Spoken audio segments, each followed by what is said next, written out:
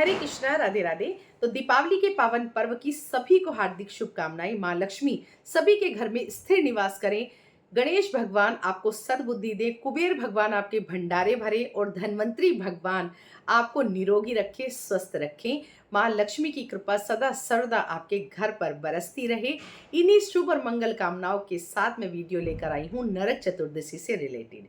तो देखिए, दीपावली का जो ये 5 दिवसीय त्योहार है, अपने आप में हर डेट बहुत ही महत्वपूर्ण होती है। हमने धनतेरस मना लिया और धनतेरस के जस्ट एक दिन बाद और दिवाली से एक दिन पहले हम नरक चतुर्दशी का त्योहार मनाते हैं। इस तिथि को रूप चौदस भी कहा जाता है, नरक चतुर्दशी भी कहा जाता है, काली चौदस भी कहा जाता है। तो हर नाम के पीछे एक अलग प्रकार की इसकी मान्यता है। तो सबसे पहले जान लेते हैं नरक चतुर्दशी इसको क्यों कहा जाता है। हमारे किसी भी घर के सदस्य को, हमारे पितृ देवताओं को, किसी को भी नरक की यातनाएं ना सहनी पड़े, तो इसलिए इस दिन भगवान यम की हम पूजा करते हैं और यम के निमित्त हम दीपदान करते हैं। दीपदान कैसे करना है इसका वीडियो मैं पहले ही चैनल पर अपलोड कर चुकी हूँ, जो कि हमें धनतेरस पर दीपदान करना है। वैसे मैं कहती हूँ आपको कि जो ये पंचदिवसीय त्योहार है, इन पांचों दिन हमें यम के नाम का दीपक जरूर जलाना चाहिए। कहाँ जलाना है, कैसे जलाना है, कब जलाना है, क्या सावधानियां रखनी है, किस तरह से ये जलाया जाता है और क्या चीजें नहीं करनी है, वो सब मेरे धनतेरस के वीडियो में मैंने आपके साथ शेयर कर दिया है और मैं डिस्क्रिप्शन में उसका लिंक दे दूंगी, तो आप चैनल पे जाके मेरी वीडियोस में आप उसको देख सकते हैं। तो उसके बाद में नरक चतुर्दशी का त्योहार मनाते हैं। तो भगवान यमराज से हम हाथ जोड़कर प्रार्थना करते हैं, यमदेव हमारे घर पर किसी की भी अकाल मृत्यु ना हो, हमें किसी को भी नरक का दरवाजा ना देखना पड़े, हमें नरक की यातनाएं ना सहनी पड़े। उन सब से मुक्ति के लिए यम के नाम का दीपक जलाया जाता है। घर के पूरा बाहर निकल के दक्षिण दिशा की तरफ इस दिए को जलाया जाता है और पीछे मुड़कर आपको बिल्कुल नहीं देखना है, ना ही उसका कोई भी सामान आपको घर पर लेकर के आना है। और बहुत सारे लोग कह रहे हैं कि बालकनी में जला लें क्या, छत पे जला लें क्या। तो देखिए, एक चीज आपको बहुत ही ज्यादा ध्यान से समझने की जरूरत है कि यमराज को हम अपने घर में एंट्री नहीं दे सकते। मतलब उनको हम दूर से ही प्रणाम करते हैं कि आप से तो हमें बहुत डर लगता है, आप तो दूर से ही हम प्रणाम स्वीकार कीजिए और हम पर कृपा कीजिए। तो जब आप बालकनी में दीपक जलाते हैं या फिर घर की छत पर दीपक जलाते हैं, वो घर के अंदर का भाग हो जाता है। तो अंदर तो यमराज का दीपक बिल्कुल भी नहीं जलाया जाता है। और बालकनी में दक्षिण की तरफ और छत पर दक्षिण की तरफ जो दीपक जलाया जाता है, वो पितरों के निमित्त जलाया जाता है। यमराज के लिए वो दीपक नहीं जलाया जाता है।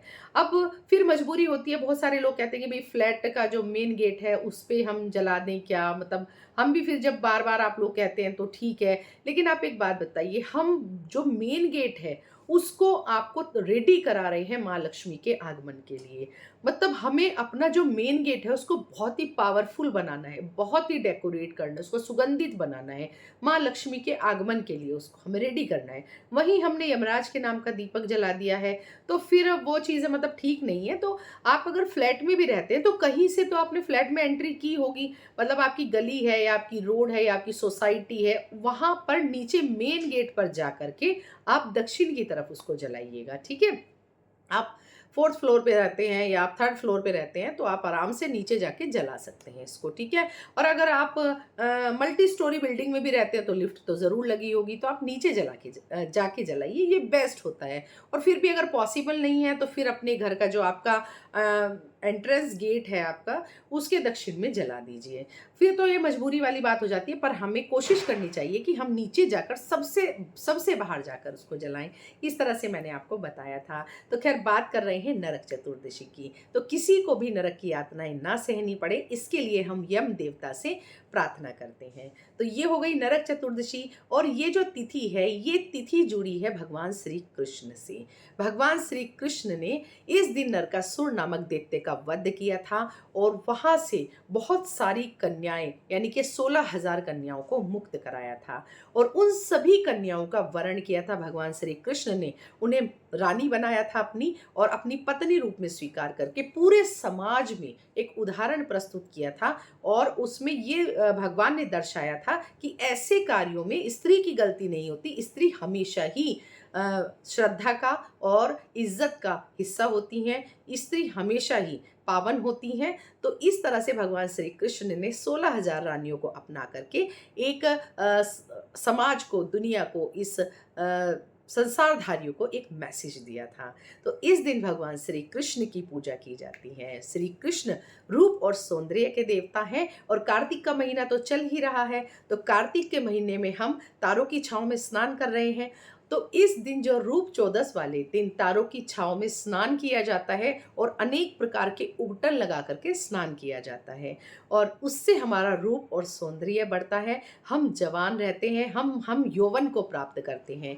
देखिए, पूरे कार्तिक मास में हमें तेल लगाकर स्नान नहीं करना चाहिए, इसकी मनाही होती है। लेकिन एक दिन हमें दिया जाता है रूप चौदस वाले दिन कि हम इस दिन अपने शरीर पर तेल लगा करके स्नान करें। तो अलग अलग उपटन की अलग अलग महत्व होता है। यानी कि चंदन का उपटन आप लगा सकते हैं, आप हल्दी का उपटन लगा सकते हैं, सरसों का उपटन लगा सकते हैं, आप बेसन का उपटन लगा सकते हैं, दही का उपटन लगा सकते हैं, आप किसी भी प्रकार का कोई भी उपटन लगा सकते हैं। लेकिन उपटन लगाकर ही इस दिन आपको तारों की छाँव में स्नान करना चाहिए और आपको नॉर्मल जल से स्नान करना है। ना ज़्यादा ठंडा पानी होना चाहिए, ना ही पानी गर्म होना चाहिए।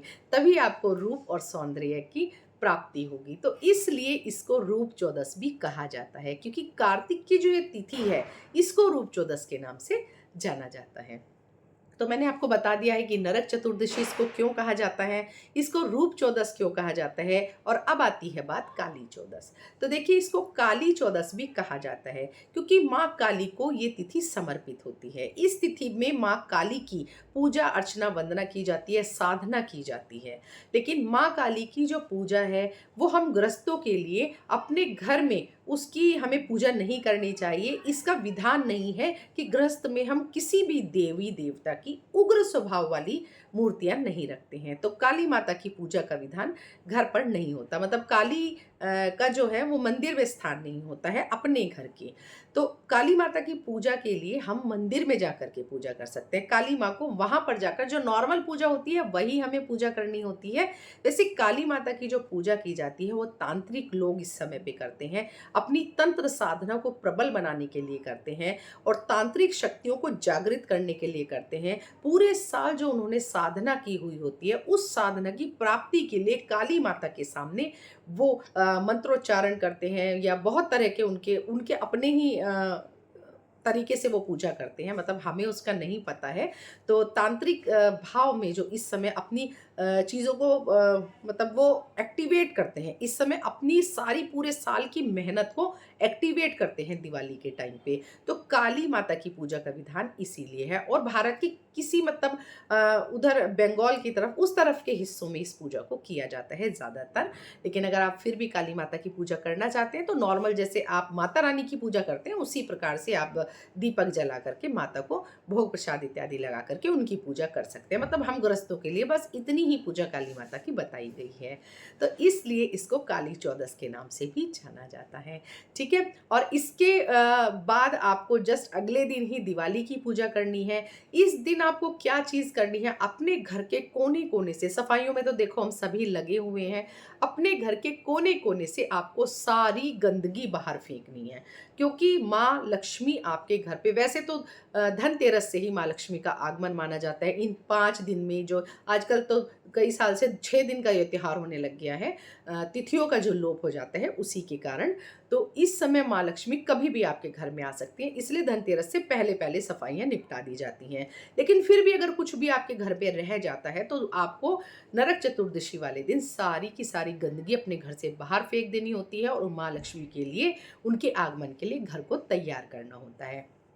तो इस तरह से, और इसके बाद में फिर दीपावली वाले दिन कोई भी चीज़ आपको नहीं फेंकनी है। ठीक है, और कुछ चीज़ों का हमें खास ध्यान रखना है जो हमें बिल्कुल भी भूल कर भी इस समय नहीं करनी चाहिए।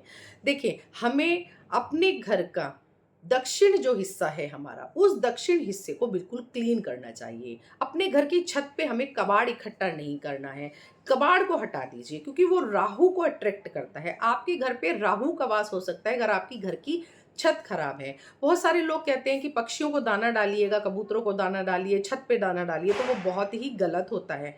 आपको छत पे उन्हें दाना नहीं डालना चाहिए। इसका कारण यही है कि कबूतर पक्षी जो भी बैठेंगे वो अपनी बींट वगैरह से उसको गंदा करते हैं। और गंदगी छत पर किसी भी कीमत पे नहीं होनी चाहिए। और मोस्टली लोग यही करते हैं, अपने घर का जो भी कबाड़ होता है उसको छत पर इकट्ठा कर देते हैं। इससे आपका राहु ग्रह बिल्कुल खराब हो जाता है। और अगर आपको पता ही होगा कि राहु खराब होने से आपकी सारा के सारी लाइफ खराब हो जाती है। तो इसीलिए मना किया जाता है कि छत पर आपको नहीं दाना डालना है। और अगर मान लीजिए आपने डाला भी है तो फिर आपको उसकी डेली सफाई करनी होती है। आपको वहां से डेली साफ कर दीजिए, छत गंदी नहीं होनी चाहिए। तो आपको ये नहीं करना है, प्याज, लहसुन, मांस, मदिरा इत्यादि का आपको बिल्कुल भी सेवन नहीं करना है। आपको झूठ तूफान नहीं बोलना है। आपको पैसा ना उधार देना है ना लेना है।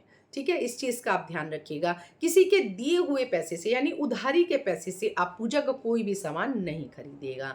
भंडारा अगर कहीं लग रहा है तो आपको उसमें नहीं खाना है, आप उसमें दान कर सकते हैं। ठीक है, तो इस चीज का आपको ध्यान रखना है।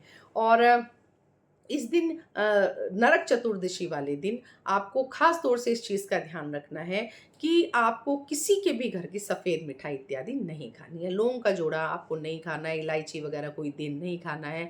बहुत सारे लोग अपनी अलाई बलाई उतार के मंदिर के बाहर प्रसाद बांटने लग जाते हैं। हमें लगता है वो मंदिर का प्रसाद है, पर वो मंदिर का नहीं होता है। तो इन चीज़ों से बहुत ही सतर्क और सावधान रहने की आपको आवश्यकता है। आपको बिल्कुल भी नहीं खाना है।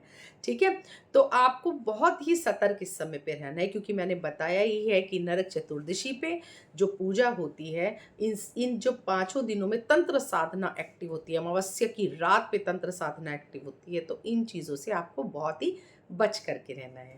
इस दिन आपको 14 दीपक जलाने चाहिए, यानी धनतेरस पे आपको 13 दीपक जलाने चाहिए और रूप चौदस पे आपको 14 दिए जलाने चाहिए। तो उसमें से 5 दीपक तो आपको माँ लक्ष्मी के नाम के घी के जलाने चाहिए और बाकी के जो दीपक हैं वो आपको तेल के जलाने चाहिए। इसमें से ही एक दीपक यम का बनाया जाएगा, जो कि 4 बातियों का होगा, जो आप दक्षिण में रखेंगे। ठीक है, बाकी के जो दीपक होंगे अपने घर के मुख्य द्वार पर दोनों तरफ आपको रखना है। आकाश की तरफ आपको दीपदान करना है। आपको जहां आपके पानी रखने की जगह है, जल के स्थान पर आपको रखना है। आपको अपने घर के वॉशरूम में जरूर एक दीपक रखना है, आप वॉश बेसिन पे रख दीजिएगा। और आपको तुलसी मैया के निमित्त दीपदान करना है। आपको शिवालय में शिव जी के सामने करना है। आपको मंदिर के चौखट पर दीपदान करना है। अपने घर के मुख्य द्वार पर मैंने बता ही दिया है। और थोड़ा ऊपर उठा करके आकाश की तरफ आपको दीपदान करना है। अपने घर की छत पर दीपदान करना है। तो इस तरह से आपको सारी जगह दीपदान करना है। 14 दीपक आपको जलाने होते हैं रूप चौदस वाले दिन, जिसमें से कि एक बड़ा दीपक यम देव के नाम का जलाया जाता है। आपकी कोई भी मनोकामना होती है, किसी भी तरह की मनोकामना होती है, तो ये दिन भगवान श्री कृष्ण को समर्पित होता है। आप भगवान श्री कृष्ण के सामने घी का दीपक जलाइएगा। तुलसी की माला से ओम नमो भगवते वासुदेवाय इस मंत्र का जाप कीजिएगा, या फिर ओम क्लीम कृष्णाय नमः इस मंत्र का आप जाप कीजिएगा। और जो भी आपकी मनोकामना भगवान श्री कृष्ण से बोलिएगा, श्री कृष्ण आपकी समस्त मनोकामना पूर्ण करेंगे। तो रूप चौदस से रिलेटेड जितनी भी जानकारी थी वो मैंने इस वीडियो में आपके साथ में शेयर कर दी है। और इसके बाद भी अगर आपका कोई प्रश्न होगा तो आप मुझसे कमेंट बॉक्स में कमेंट करके पूछ सकते हैं। और अगर वीडियो पसंद आया है तो ज़रूर से लाइक कमेंट शेयर कीजिएगा और सभी भक्तों तक ये वीडियो ज़रूर पहुंचाइएगा, ताकि सभी को इसका अधिक से अधिक लाभ मिल सके। आपका एक लाइक मेरा प्रोत्साहन बढ़ाता है। आपका एक कमेंट मुझे काम करने की क्षमता देता है। कोई आपका सुझाव हुआ करे तो आप वो भी दिया करें। और तो अगर चैनल को सब्सक्राइब अभी तक नहीं किया है तो सब्सक्राइब कर लीजिए, ताकि आने वाली सभी 30 त्योहारों का नोटिफिकेशन आपको मिलता रहे। और बेल आइकन को प्रेस कर दीजिए ताकि सभी वीडियो का नोटिफिकेशन मिले। तो चलिए फिर मिलते हैं एक नई वीडियो के साथ। तब तक के लिए जय श्री राधे, हैप्पी दिवाली।